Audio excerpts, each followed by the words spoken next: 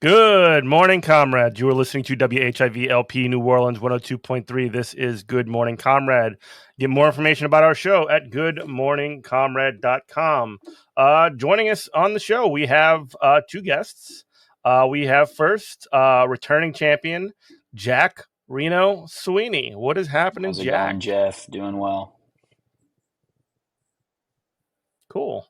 I'm doing all right, man, and it's great to see you again. Also, we have first time guest, long time buddy though. We've been trying to get you on here for a while. Also, my fellow Chalmette boy, we have MJ. What's up, MJ? Hey Jeff, hey Jack, good to be here. Yeah.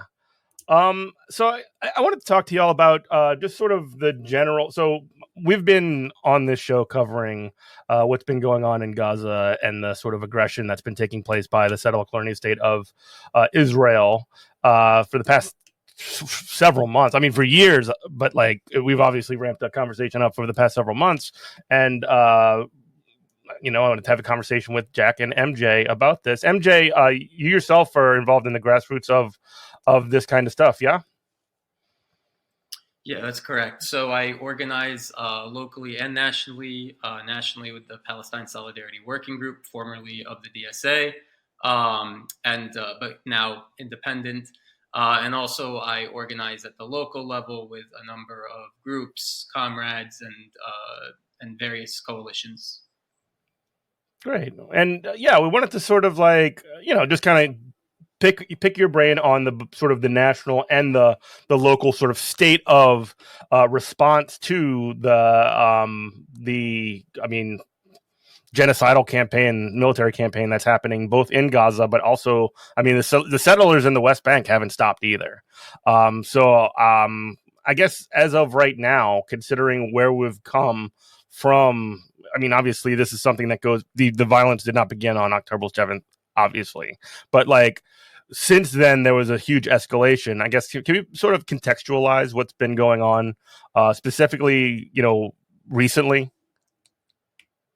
Yeah, so right now what we're in the midst of is, to me, the largest sustained global anti-war movement that we've seen in probably decades, going back to like the 60s and 70s, specifically talking about like the international response, right? Mm-hmm. So I think that's key context to understand that, and it's a silver lining in what's a really dark time, because that's come as a response to really like as bad as things have been for the last century for Palestinians, like this level of increased like state violence it is an escalation. Like it has marked a clear escalation in things, but Palestinians remain steadfast. Our base of allies has never been larger than it is now, and so in that way, that's promising. You're right that the violence, of course, hasn't started on October 7th. I'm sure you've covered this topic a number of times on your show, but I'll kind of give a little bit of the spiel of it has been at this point over a century now of colonization. The first Zionist settler colony was in 1882. And so Palestinians have been dealing with this to some extent for well over 100 years, and definitely to a large extent since the Balfour Declaration of 1917. Yeah. Sure. And just to sort of talk about this, you mentioned the largest anti-war movement in decades. I mean, just as of recording this past weekend, there was a massive mobilization, not just in Washington D.C., but primarily there. That had it was probably tens of thousands, perhaps even more people in the streets. We were talking prior to the show. You can tell when we cross like certain lines when it comes to the whether or not this is a massive protest, whether or not you get phone reception. And it seems to have been another one of those where phone reception was cut out. Can you want to talk a little bit about what went on there? Are you talking about in November or Well, this past we can weekend? talk about November, and we can talk about this past weekend as well. I mean, both of them go down as the largest pro-Palestine rallies, protests in American history. This has been also going on. I think London had a similarly sized Mhm. event over this same past weekend. Ottawa as well succeeded in mobilizing, I think, 100,000, maybe more than that. I don't want to like downplay the numbers or anything. The mainstream Mhm. media is doing that enough. Right. They So don't need your help. no, they don't. I think in general, yeah, those have been incredibly powerful. Mhm. When we mobilize, we it's when we mobilize, we raise the contradictions, right? Because at this point, if there's this many people out on the streets, why is Joe Biden still carrying Israel's water the way he does? It doesn't make sense, right? People start to see more and more. Not only so first of all, you raise the awareness, right? Mhm. And then you get people to kind of realize, like, okay, what's going on? People start to see clearly that there's colonial violence happening here, and the more you dig into Palestine, it's not long before you realize to maintain their colonial project. That's where Mhm. the apartheid comes in, right? And I've seen it over there personally. I have family who are still over there on the West Bank. It's always been incredibly ugly, but the challenge for Palestinians has always been like getting people to see it, to be aware of it, to raise people's consciousness. And Mhm. right now we're in a time of heightened consciousness, not just for like Palestine solidarity allies and people of good conscience, but for Palestinians as well across the diaspora in Palestine.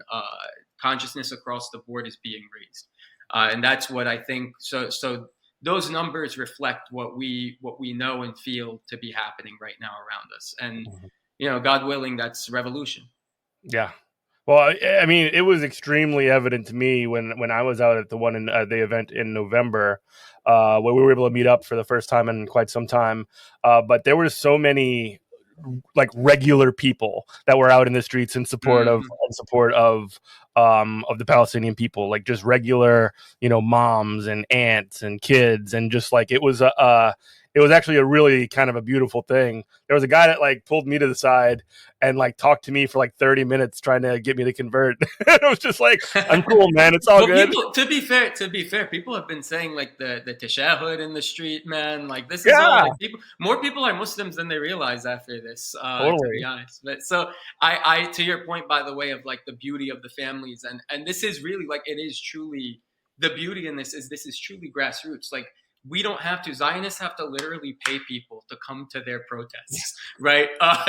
We our people are just showing out. We're driving our cars down. People in November. Again, I wasn't there for this past weekend's protests, but I was there in DC in November, and like a lot of my family members even just drove down like it was a day. Not obviously the stakes are much higher than this, but it's like the way they would treat a family trip to the beach. So Mhm. again, this is great for our people too, because this is raising our people's consciousness as well, right? Mhm. This level of politicization. And just to tell a quick story, by the way, our contingency that I was with had about 300 with us, and we had a few megaphones and stuff like that.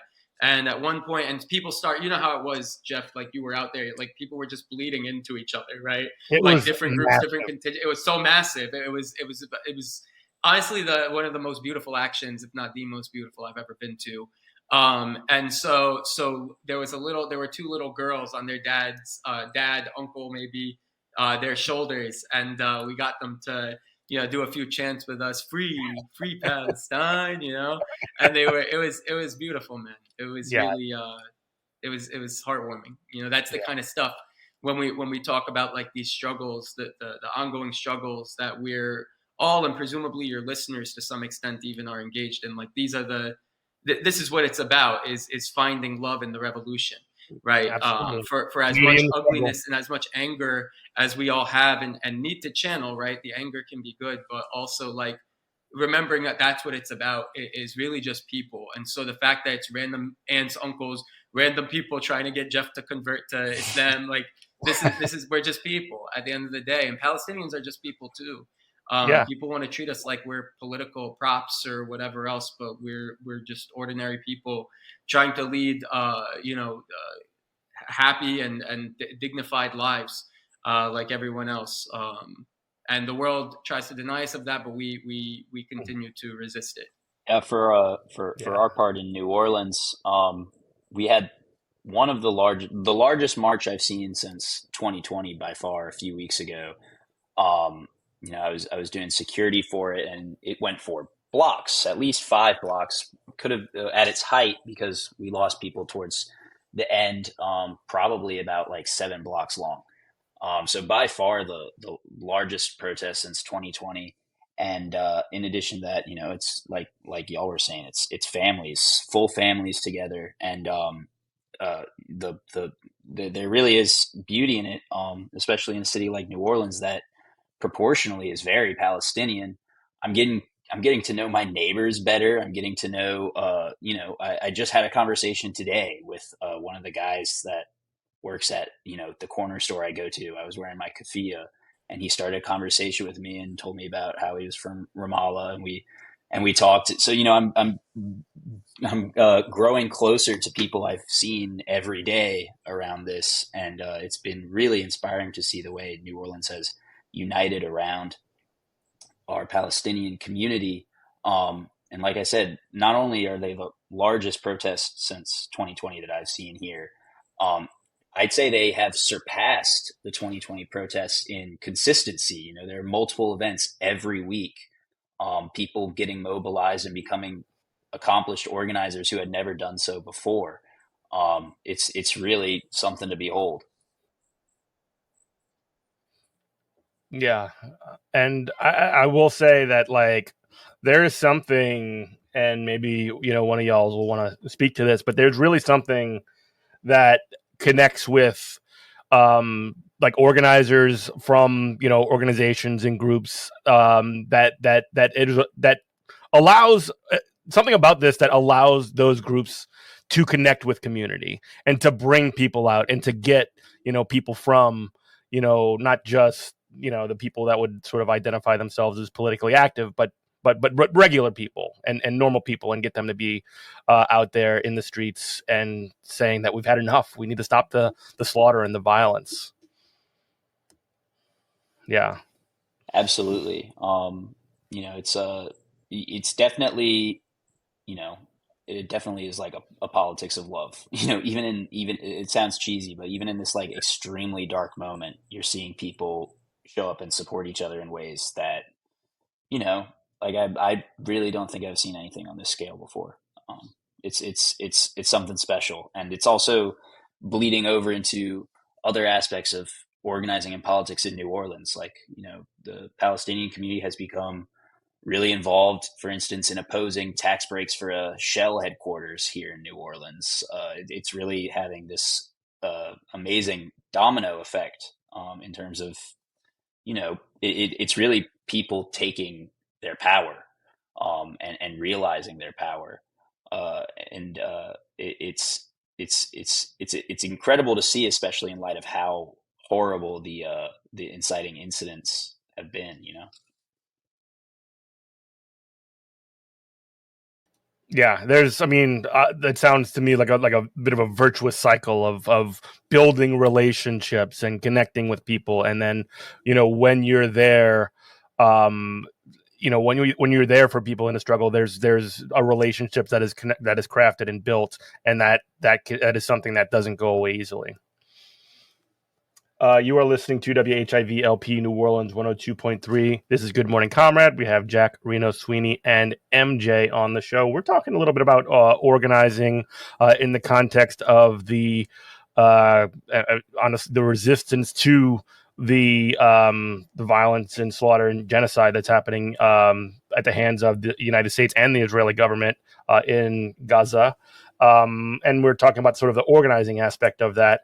And I guess when it comes to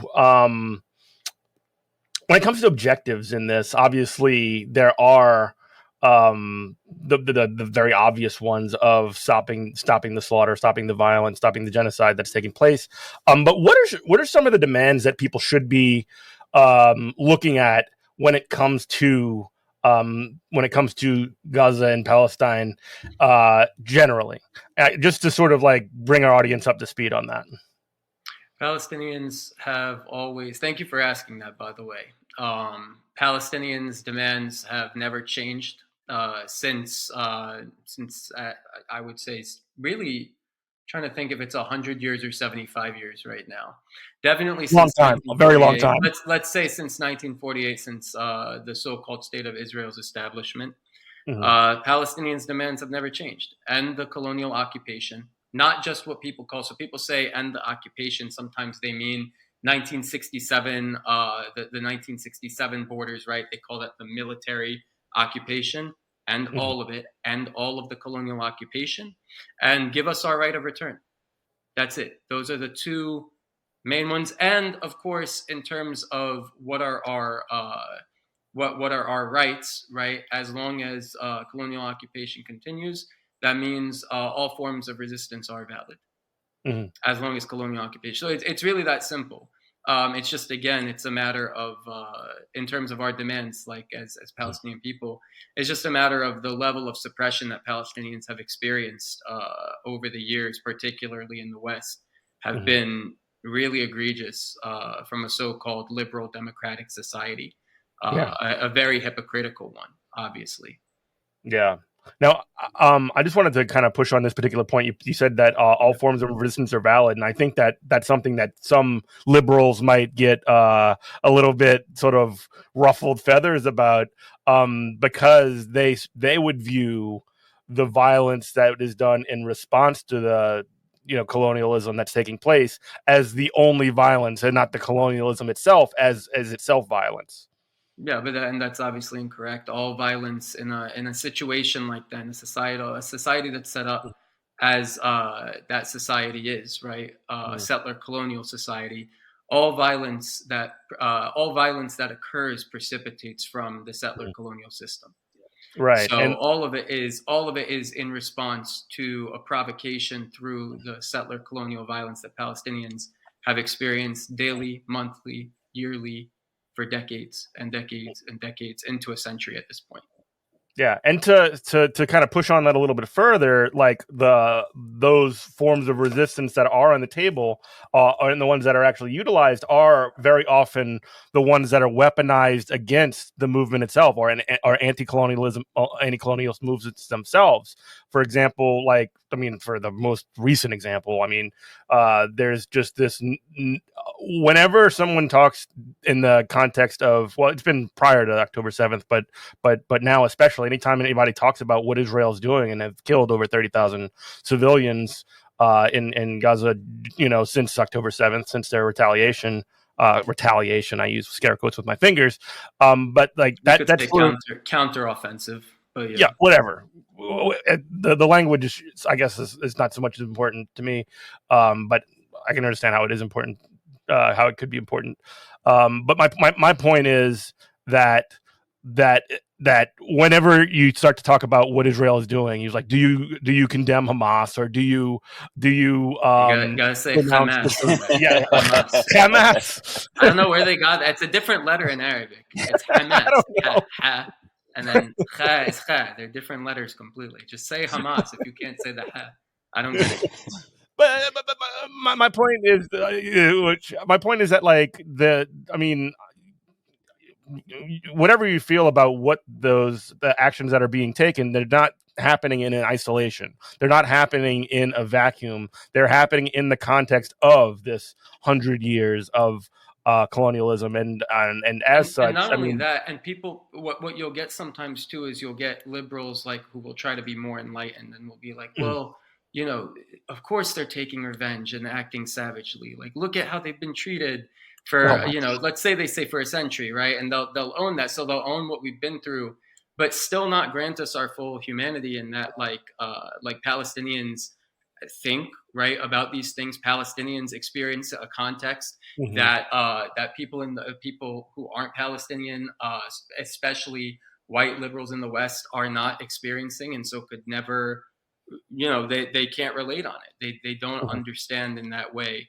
And there is, to everything that all those groups do, all those groups act in ways that are strategic, or strategically beneficial to them and to advancing Palestinian liberation, right? mhm. So the idea kind of being, either you could, in a case like what, can I say Hamas, by the way? I'm sorry if you have to edit this out or whatever. Like, can I say Is it okay for me to say? As long as you denounce them. I'm kidding.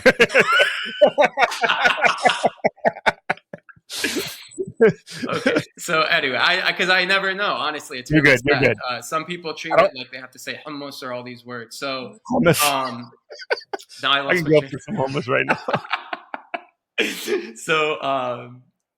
So with so in the case of the Palestinians specifically, so Palestinian suffering occurs in segmented contexts, right? Mhm. So like I said, I have a lot of familiarity with what goes on the West Bank, but that doesn't mean I know to some extent about Palestinians in what is again so-called Israel, right? The 1948 lands. In Gaza, they live in an even more suffering context than those other places. Not that it's a competition; they're all suffering. No, of course not. And Palestinians in diaspora also. There's again, these are segmented contexts. Are you in a camp? Are you in the West? What your miseries look like as a Palestinian vary from place to place. The people in Gaza, 17 years of a blockade. And even before then, Second Intifada that they were dealing with. And even before then, violent occupation because there's been so much resistance happening there for so long, right? So the people in Gaza like are literally born and bred in war. Like they're born and bred in that kind of environment. And so for them, especially with the blockade worsening, right, becoming literally unlivable conditions before this genocide started, before October 7th, they were already experiencing 95% of their water being undrinkable, being bombed periodically every 4 years. You mentioned, Jeff, being Chalmette boys. We know what it's like to go through hurricanes, right? Yeah. Imagine that it's not even a force of nature. It's happening due to men, right? Man-made, and this is occurring every 4 years on a level much worse than what has been seen in the New Orleans areas, right? And they call it mowing the grass. They have these and they literally inhumanizing call it terms. exactly. They call it mowing the grass, and you could get into more than that too, because it goes back even further to Herzl and the origins of Zionism itself. That this has always been about ethnic cleansing, about imperialism, about being this colonial project, right? People without a land for a land without a people, famously said from even before the project even started, right? Just when Zionism was a seed in the idea of some Europeans, Christians and Jews alike, by the way. But all of that's to say, when it comes to Hamas and the strategy there, right? It's literally either you die slowly or you do something, because people were getting complacent. Look at the normalization that was happening around the Middle East, right? That was the big thing, was spreading normalization across the Middle East with Israel. Again, I'm saying this as somebody who, like, if I sound passionate, it's because I've given years now of my life to this cause. And I'm a Palestinian, obviously, but I've given years of my life now. And so it really, like, I can't stress enough, it really did not start on October 7th. The misery was so much that a lot of people, even non-Palestinians, were giving their lives to this already, to try to stop and end the colonial occupation, end the colonial violence, let Palestinians return to their homes freely. And so with, in the case of Hamas, you're talking about a group that sees violence as one part of the strategy. And in their case, they did their counteroffensive on October 7th. And that was their path forward in terms of what they saw as being necessary, in terms of accelerating a response. And I do want listeners to think about this. We noted at the top of the show, the largest, most well-sustained, even Jack even reiterated it, well-sustained anti-war movement that we've seen in a long time, decades. You can't, that has a lot to do with the resilience of the martyrs in Gaza, right? The people, the truly, like, innocent, like completely innocent non-combatants who have been murdered, right? Families, full families. More journalists killed in this. Jack and I know more journalists killed in this conflict than any other at least in the last 100 years. Not by accident, either. Precisely. And so I don't want to. I don't want to downplay that aspect of it, like that the martyrdom involved. But as well, you can't now talk about this, everything that's happened, and just not look at the strategy of violence that occurs in colonial contexts. And I really can't note enough. This is not an endorsement of violence on my end, to be clear, but I can't stress enough when you're talking about decolonization. This is going to be trite, but it's not a metaphor, right? This is real stuff. These are real stakes for people. These are real people who were dying every day. Palestinians before October 7th, Palestinians were experiencing their most deadly year since the Intifada, since the second Intifada of 2005. Palestinians had experienced their most deadly year with over 200 killed by Israel.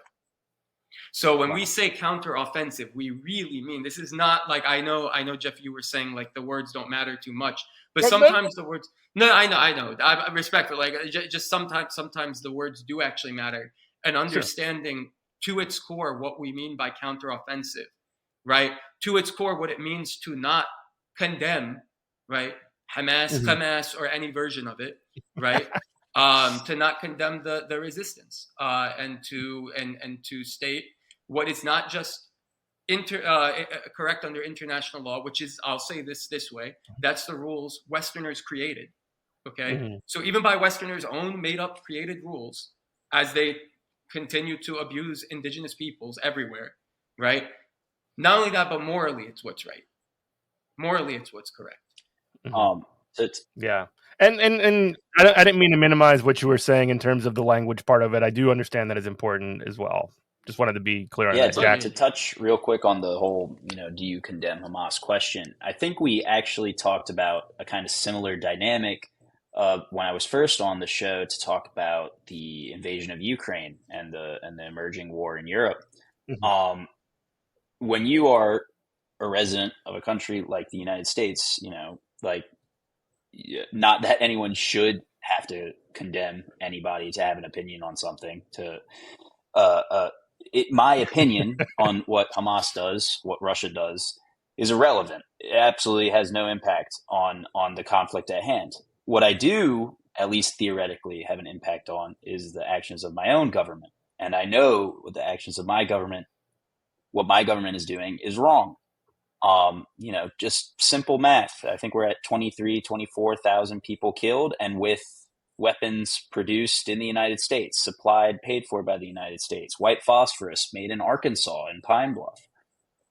So when it comes down to it, and this is, I think, a very important basic tenet of socialist internationalism going all the way back to World War I, it is our duty to organize against the evil, the wrongdoing of our own government, of our own nation, because that's what we have influence over.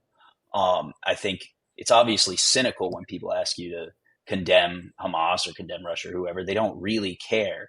But at the end of the day, like, and when you go back even further, we've referenced a little bit the war in Vietnam. I actually remember an anecdote about how Nixon used to complain that the hippies weren't protesting the North Vietnamese because they weren't going to peace talks, which is just, when you think about that now in retrospect, that's really funny, but it's the exact same illogic.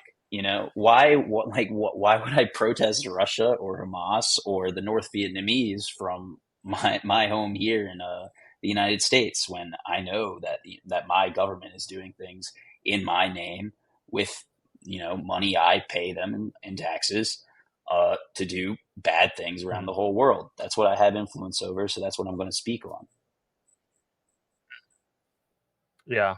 And really quickly, you're listening to WHIV-LP New Orleans 102.3. This is Good Morning Comrade. Jack, Reno Sweeney, and MJ joining us on the show. I did also, and I don't want to harp on the sort of like the violence question for too long here, but it's not like there haven't been nonviolent attempts to also make advances into sort of push against what the push what against what Israel is doing in Gaza as well. In 2018, there was the Great March of Return, and how was that responded to by the Israeli government? I mean, violence, and that was a completely nonviolent event. So, I mean, like the idea that I don't know that any kind of push against this is like all options. You mentioned yourself earlier that all forms of resistance are legitimate, and that is another legitimate form of resistance that was also, rebuked by the West and by Israel.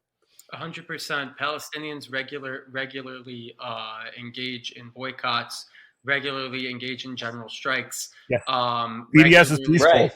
BDS comes out of traditional Palestinian resistance tactics, talking about civil resistance, right? Popular resistance, whatever you want to call it, those kinds of tactics. Intifada started largely, the first one started entirely as really nonviolent, save if you want to count throwing rocks at tanks. That was the level of, I'm not even joking. That's the level I know of violence that you're talking about. And so literally, yeah, we've tried everything at this point. And the truth is that whether you look at Algeria, whether you look at South Africa, whether you look at any of these places where, first of all, full decolonization still hasn't even occurred, right? They're still pressed under the thumb of neocolonialism and imperialist forces. But if you look at any of these places, the strategies are always mixed.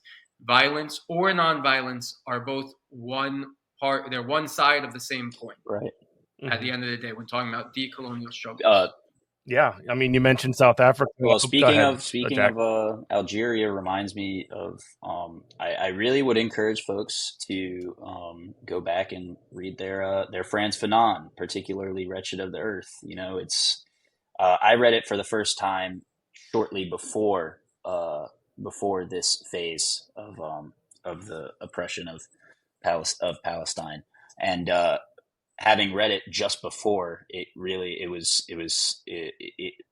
looking back on it, was almost like prophecy. But these things, you have to look at them scientifically. This is how these things go. This is how this is how the colonized are able to push back on colonialism. If you preclude any other forms of resistance, the colonized will reach for those tools available to them. And to be surprised or to be asked to condemn it is, I think, rather naive. Mm-hmm. And I do just want to jump in to say one last point of on the Hamas stuff. Right. That's really the core of, like, I know, Jeff, I went from like asking, can I say Hamas, to now like half the episode has been, the show has been. I'll tell you if you say any word you can't say. Okay. Yeah. Well, so like they, oh shit, now I lost my train of thought. Sorry, guys. You can't say that word though. Oh yeah. Sorry. Well, I guess I did want to also, you mentioned South Africa, and I mean, obviously, we mentioned BDS. I mean, that was another key component of the even incomplete, as you said, decolonization. I mean,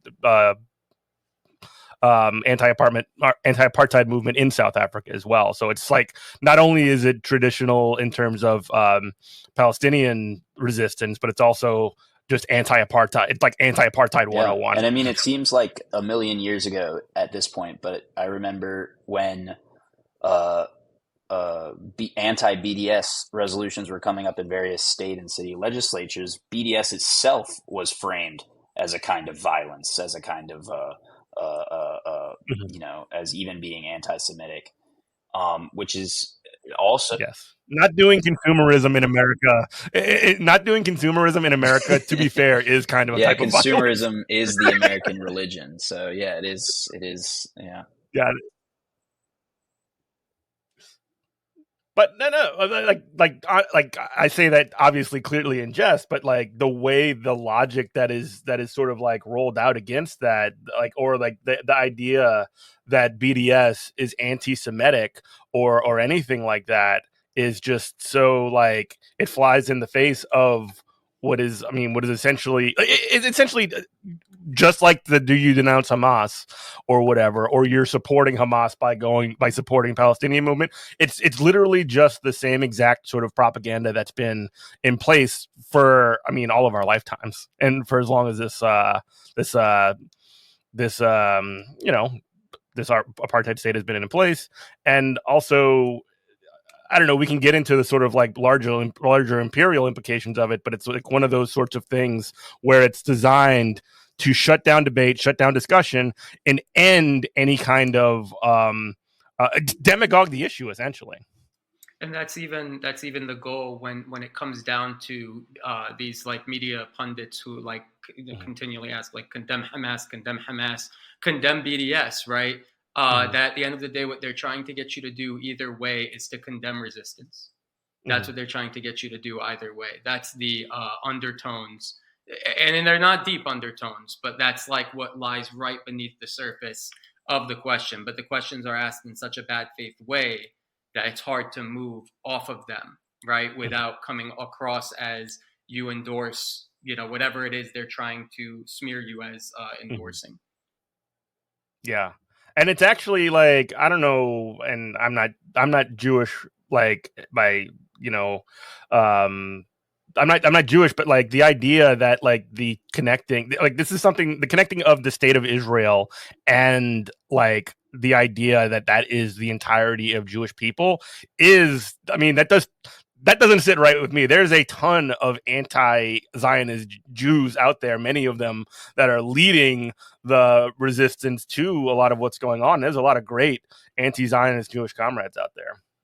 Yeah, it's an incredibly, when it comes to like the question of anti-Semitism, it's actually an incredibly pessimistic political philosophy. Zionism is, because what it's saying is that, and Joe Biden actually, I forget where it was, but he said somewhere recently that like Jews will never be safe anywhere except for Israel.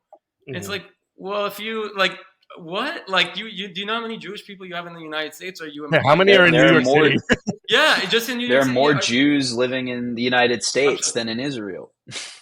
If my numbers are correct. Well, so I don't know the exact numbers, but like the idea that a president would say that is incredibly offensive and itself anti-Semitic. And so, like with everything else, there's a saying that we have in the movement, right? Every Zionist claim is actually projection, right? It's a confession. Every Zionist smear is a confession on their end of kind of what their philosophy espouses, what their movement espouses and does, right? So they say that, Palestinians use human shields. Well, meanwhile, the IDF headquarters is literally in the middle of a mall in Israel. So that's the kinds of things we're talking about with them. I just want to correct myself. I was wrong. 7.2 million Jewish Israelis and 6.3 million Jewish Americans. But that said, that you got to wonder. Well, Joe Biden's telling them right. You got to wonder what the implication. You've got to wonder what the implication of his. It took a long time. It took a long time and a lot of Palestinian murdering to get to those numbers in Palestine. And I read something extremely fascinating recently. I hope this isn't too much of a divergence, but during the Obama administration, Netanyahu announced a major wave of new settlement while Biden was on a visit to Israel. And both Obama and actually, believe it or not, Hillary Clinton condemned in like really strong terms the settlements, which, you take that for what it's worth. They condemned it and said that there would be unprecedented retaliation. Joe Biden, while in Israel, told Netanyahu, "Oh, don't worry about it. I'll handle it when I get home. This isn't going to be a big deal at all." So Biden himself is remarkably Zionist, even among the milieu of Zionist Democrats in the United States. He's like catastrophically Zionist. He's committed to the project as much as anyone. Well, he's the guy that said that if Israel did not exist, we would have to invent it. He said that in the 70s. Saying catastrophic. Sorry, he said that in the 70s, and then he repeated catastrophically Zionist. Catastrophically Zionist is a great way to frame it, because the question is, okay, so do Obama and Hillary Clinton have they developed, you know, a smidge of consciousness in their of conscience in their hearts somewhere, and they just a little bit, it's growing, Like the right, slowly Grinch. but surely, like the Grinch, yeah, like slowly but surely, this like a Christmas miracle. So it's no, an anti-Zionist miracle, no, not at all. They are more strategic in terms of how they know the only way to maintain Zionism can be, you have to do it by the model that the rest of the neoliberal world has done and is continuing to do right now, the neo-colonial world, right? We don't really, why do you think in this country decolonization is treated like a metaphor here, right? Mhm. Like people really don't take land back as seriously as they need to, right? And it brings about questions about tactics there of what might that look like in the future as the contradictions continue to be heightened and we see the fall of the American empire, which is happening as we speak. And so the ways you maintain, though, these colonial systems is necessarily through a liberal veneer, right? Mhm. You can't do what Israel is doing right now, and maintain your project. The contradictions are too heightened. They're too heightened right now, and so to that point, like, you know, Joe Biden, I think that's a perfect way to phrase it. That these people, like the right wing Zionists, are catastrophically Zionist to their own movement, which is fine, but also at the same time, there's a lot of death and misery and destruction that comes with that. You know, so it's kind of it's a double edged sword for sure. Mhm. Where with Mhm. liberal Zionists, it's they're playing a longer game, Yeah. and that's where it comes back to liberal Zionists, whether it's like Obama, Clinton, or even like you know, Jamal Bowman, AOC, sort of squad members who also know how to sort of they're savvy enough to know how to toe these lines, right? So they'll be for a ceasefire, but when it comes to sanctioning Israel or even you know, not voting for Iron Dome and things like that, no way, not going to do that. That's too far. And also, I don't think they even view it. I don't know if they even view it as ethically necessary, which is a whole other Right. issue. There was the Mhm. vote today that Sanders brought, and there's a lot to be said about Sanders's disappointing positioning since October 7th. But he brought the vote on whether or not to just evaluate whether or not Israel is committing genocide to the floor of the Senate, and it got 11 votes in favor of that. Well, the way it was set up, it was 11 votes against, but We're just not not going to even going to check to check. see if we're doing a genocide. Let's just not even Right. check. Also, it's such an absurd, what an absurd world we live in, right? Where people claim, like the West claims this like level of superiority and rationality, like Absolutely. specifically in its in like rationality, like as a Mhm. philosophy, right? They claim this superiority in it, but like, what are you doing? Like passing a bill, trying to pass a bill that you know is going to fail, right? On evaluating if this is genocide, just call for a Right. ceasefire. How did ceasefire get this politicized? What an absurd like Yeah. society. Like what an absolutely absurd failing society we live Mhm. in. I think you're right, and make an important point, NJ, to frame this as part of the death throes of American empire. I think after seeing what we're seeing the way the Israeli offensive is not going well for them or for their funders. Um, I think demonstrates without a shadow of a doubt that this American empire thing with our sidekicks in Europe, that it's not going to last too much longer.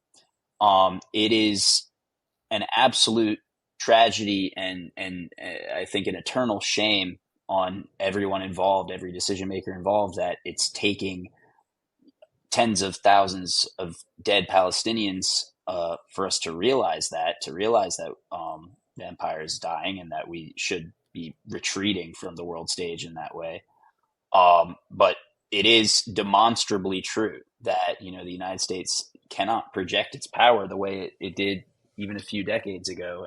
You know, contextualizing this within the context of, you know, the United States' actions in Afghanistan and in Iraq, I think is important as well. You know, those neither of those went well at all, and this essentially proxy war is going even more poorly.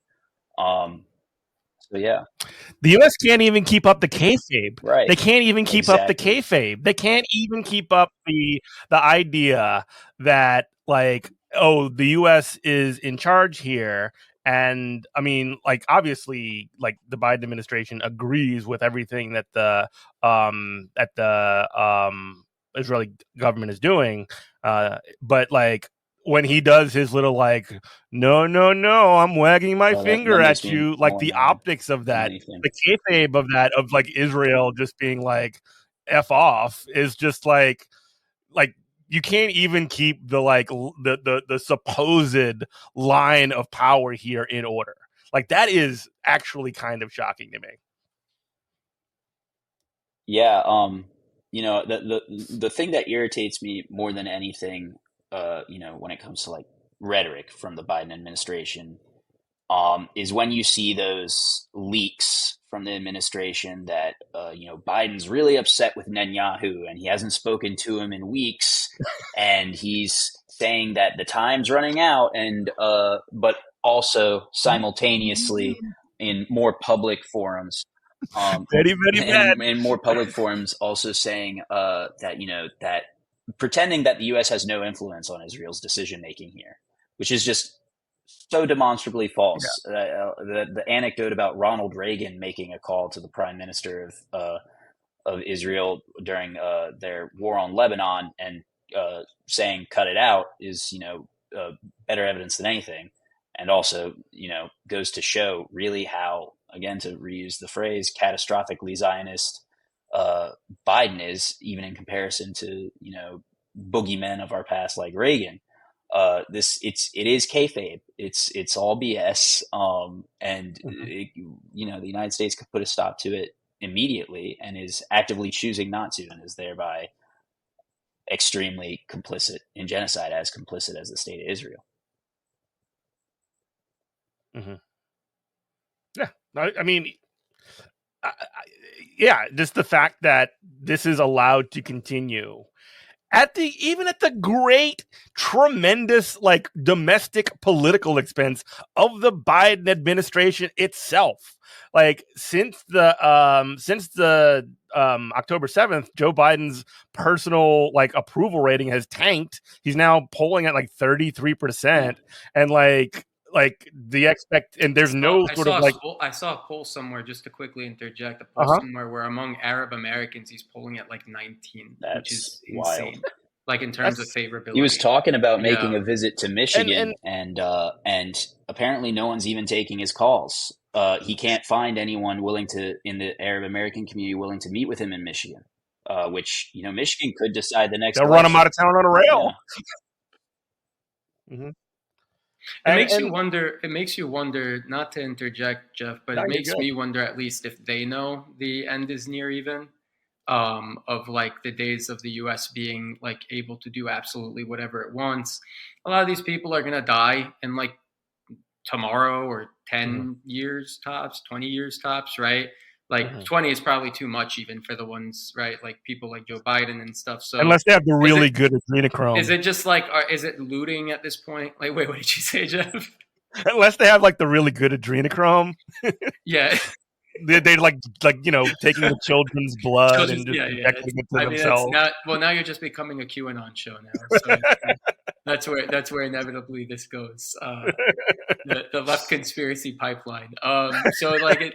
So like, but yeah, no, like it makes you wonder, like if they even know at this point, and just like because it's not, none of it's sustainable, Mhm. and to me at this point, even like I've reached a point where even talking about like, Jack, like you brought up, like it sounds almost like a drama show or soap opera of like their relationship not so great, like are we talking about like Kardashians here? Like this is it's a very like, I don't know, it has a very like meta modern feel to it, all of this, Yeah. and like the place it's driven me personally is just to I am not what anti-electoral in like the sense that people might try to paint somebody like me. I believe that voting is one of our many political powers that we have. It's unfortunately the one that gets the most overstated, the one Yeah. that people are most pointed towards because, you know, there's a lot of other powers you have also in terms of being able to, even just your body in some ways is more powerful, or at least as powerful as your vote. Right. And that's what the protests, the mass mobilizations in Washington have shown, is even just your body. Right. Like that's done, you know, anybody who voted for Joe Biden, whoops, that was even worse, honestly, for sure. That had a net negative in the end, I would say, voting for him. Because of what he's doing, how he's the way he's so complicit in this genocide, right? But nobody has regrets about going to these rallies, going to these protests. Kind of something to think about, you know, in terms of. And this is just like, these are not that like I, you know, am just having these political realizations. I'm just getting more and more driven away from even being at all interested in talking about like what Biden does or thinks. I think Biden is again, to be cliched, but like a puppet in all of this. You know, Biden has a lot of friends who are making a lot of money. This is great for business. Keeping Palestine and Israel, or Palestine and the Zionist entity, Palestinians and against Zionists, like keeping that hot, keeping a colonial conflict hot like that. That's great for business, the business of war, right? That's great for business. The more people get in, that's great for business. Hell, if we have nuclear destruction, that's fine for business too.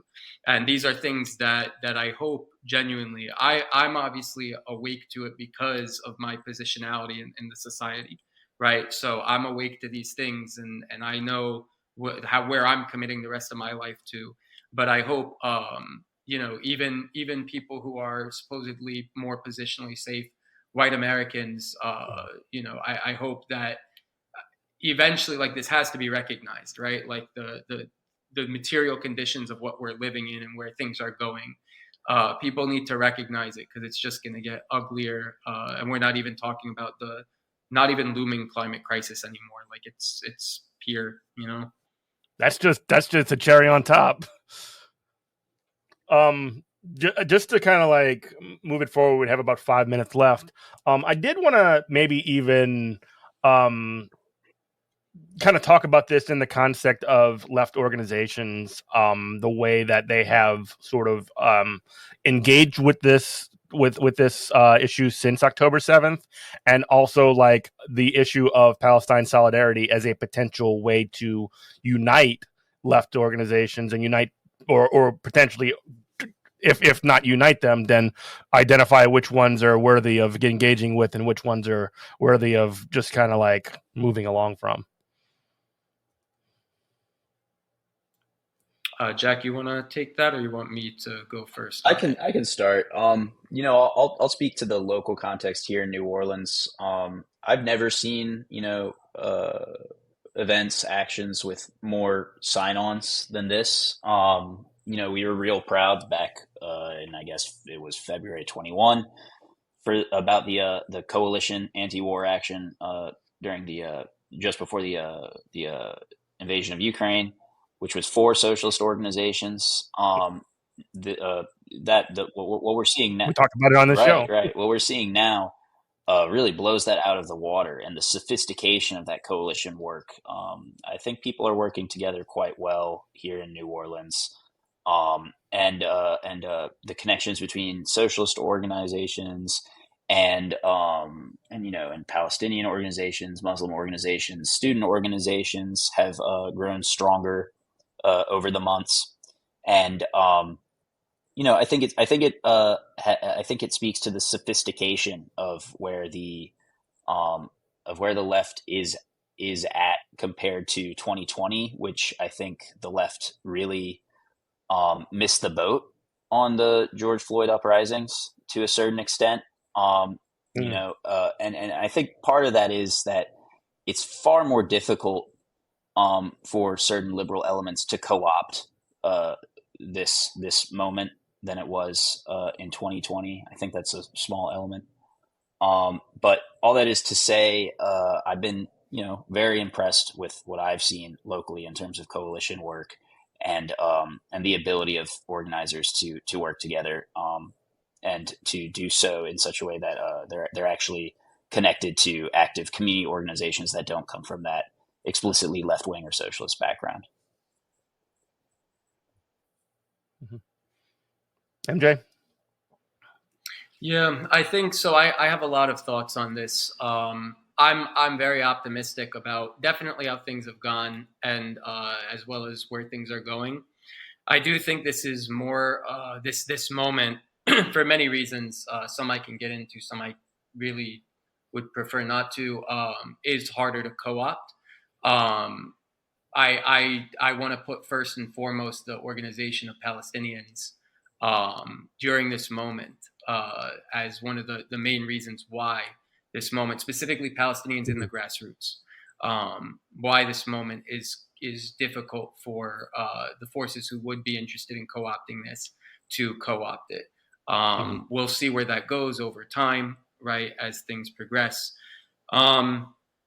But yeah, overall, I think I also think an important distinction to be made is always in like I think of it as there is like a white American left like throughout history, right? And then there's a black left, there's an indigenous left, and it's the white left that always tends to be the most isolated for itself.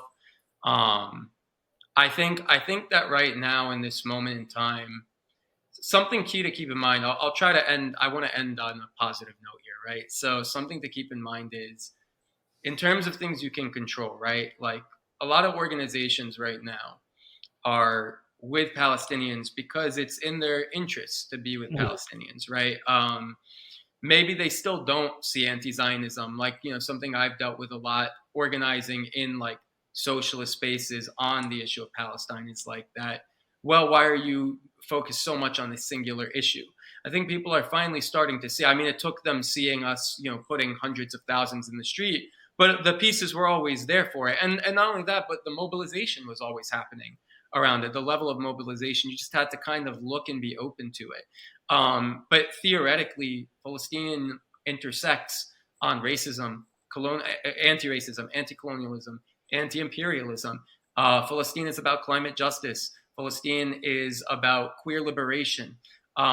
Specifically talking about on that front, by the way, what they do in terms of blackmailing gay Palestinians overseas into being spies and traitors and shaming them for their sexuality, beyond just how they treat everybody across the board, right? That nobody there is free. Palestine intersects on so many issues that we've touched on today. And so my hope is that the left, and specifically the white left, right, will catch on fully and continue to catch on that there are the things that Palestinians ask for, the end to the colonial occupation, our right of return, right? These are going to be things that will be difficult to achieve, to struggle towards, but we can struggle towards those together. And if you do, right, if you do choose to do that, I think that's the way that, talking about the collapse of Israel, right, and the collapse of Zionism, I don't think is that much more far-fetched than talking about the collapse of capitalism or of imperialism more, broadly, right? I don't think it's more far-fetched than those. So once you accept that to take down one, you have to take down all of them. To take down one system, you have to take down all of these systems. That's my hope, is that people won't just, treat this the way a lot of people also treated Black Lives Matter, which was within a year retreating on defunding the police, right? That's not good optics. These kinds of silly phrases where it's like you're activists, who cares if it's polling at 20-30%, that's great for you, push more for it, right? So these are the kinds of things, not being opportunists in every single moment, sticking by your principles, and making revolution your primary objective as a leftist, regardless of your racial background. All right. Well, I think that's a really great place to leave it. Where can we get more information about what you fellas are doing? MJ, you gonna go first? Yeah, so my group, like I said, we recently split from the Democratic Socialists of America. We're doing our own independent thing. You can follow us on Instagram or Twitter at PS, I think it's PSWG, Palestine SWG. That's it. Sorry, it's new. So at Palestine SWG, follow us on Twitter, Instagram. We'll also be having applications out to our group soon. Yeah. And Jack? And for my part, you can keep up with me at JRS4 number 4 LA, and I'm a member of New Orleans DSA. That's the main place I organize, but I'm also doing stuff around New Orleans with a litany of organizations. So I hope to see locals out on the streets. And I want to build on that just really quickly by saying also follow NOLA for Palestine on Instagram. If you are in New Orleans or are going to be around, follow NOLA for Palestine to keep up with the actions and also to see the great, amazing work our comrades in New Orleans are doing Absolutely. around Palestine. Absolutely. Love that. All right. Well, thanks, fellas. Really great talking to you. You were listening to Good Morning Comrade on WHIV LP New Orleans 102.3. We love you. Bye-bye.